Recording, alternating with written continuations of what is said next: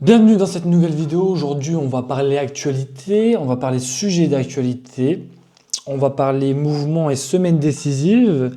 Alors aujourd'hui, une vidéo un peu plus d'actualisation, d'actualité. Aujourd'hui, mercredi 14h30, on va voir les CPI, les Consumer Price Index pour en anglais, et sinon en français, c'est les IPC, donc c'est les indices des prix à la consommation. Donc cette semaine, c'est une semaine décisive parce qu'on a les résultats en gros de l'inflation qui sont mercredi à 14h30. Donc avant de parler de ce qui va influencer ces IPC, on va parler un peu déjà pour mettre un peu de contexte et un peu de culture de savoir qu'est-ce que c'est déjà. Donc les CPI, les Consumer Price Index ou les IPC, donc les indices de prix à la consommation, c'est une mesure utilisée en économie pour suivre l'évolution des prix des biens et des services consommés par les ménages. Donc cet indice, c'est un indicateur clé pour évaluer l'inflation ou la déflation dans une économie. On l'utilise principalement pour ça. En gros, c'est pour évaluer l'inflation ou la déflation. Bon, l'inflation, si vous ne savez pas ce que c'est, en gros, c'est la hausse générale des prix, la hausse générale durable des prix dans une économie. Et l'inflation, elle est mesurée via l'IPC, et elle reflète donc la variation du coût de la vie pour les consommateurs. Pour donner un truc concret à cette IPC, si elle est en hausse, ça signifie que le coût des biens et services il augmente, donc ça traduit une inflation. Et s'il est en baisse, donc ça reflète une baisse des prix et ce qui peut indiquer une déflation. Donc l'IPC, il est calculé suivant les prix d'un panier, donc représentatif des biens et services, donc la nourriture, c'est le logement, le transport, tous les trucs représentatifs des ménages que consomme donc un ménage type. Voilà.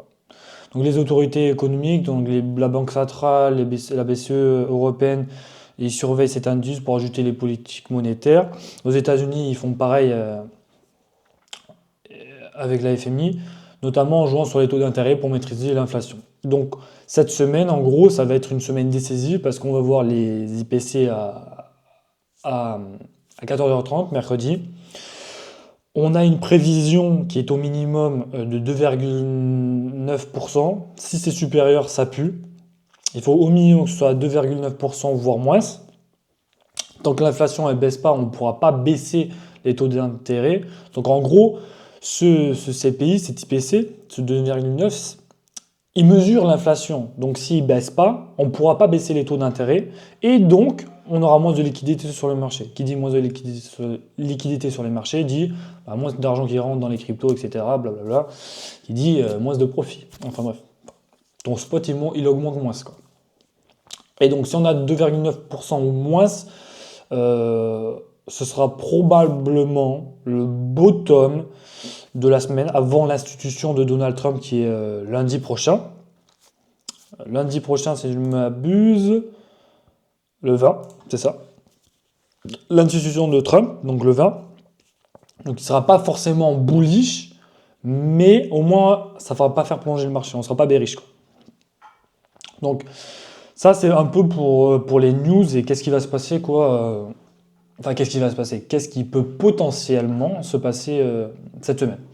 Moi mon sentiment personnel il est clair, je pense que cette semaine elle sera positive pour le marché avec l'inauguration de Trump et le départ de Gary Gensler, le 20 janvier, le président de la SEC, que Trump va gentiment dégager pour mettre un gars pro-crypto. D'ailleurs, je sais plus qui c'est, mais il me semble que c'est un gars qui travaille, je sais plus où. Je me rappelle plus, enfin bref. Enfin voilà, enfin bref. Voilà le sentiment un peu, mon sentiment personnel sur cette semaine, qui sera sûrement positif, je pense, avant l'inauguration de Trump. Voilà. Et après, on dit ciao à Gary Gensler pour de bon. Il nous aura bien fait chier pendant ces quelques années. Sur ce, le Telegram en bio pour toutes les infos. Toutes ces infos, je les ai déjà données lundi. Et sur ce, ciao.